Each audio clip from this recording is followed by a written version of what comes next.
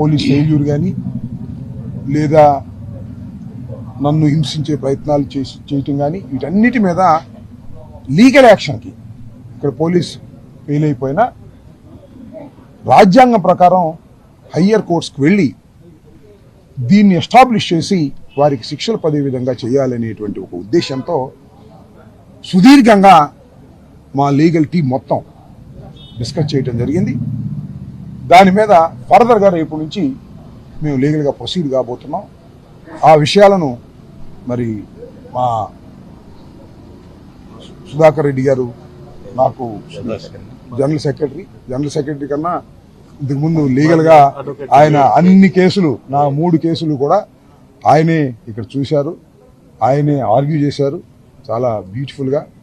నేను ఒక మాట అయితే చాలా సంతోషంగా చెప్పగలుగుతాను, YSR Congress party legal team చాలా స్ట్రాంగ్గా ఉంది. సరే ఒకసారి బెయిల్ వస్తే ఒకసారి bail, that is the different cases. చట్ట ప్రకారంగా పోలీసుల మీద మా మీద దాడి చేసిన వారి మీద అందరి మీద యాక్షన్ తీసుకునే విధంగా పోరాటానికి సిద్ధమవుతున్నామని ఈ సందర్భంగా తెలియపరుస్తున్నాను. తర్వాత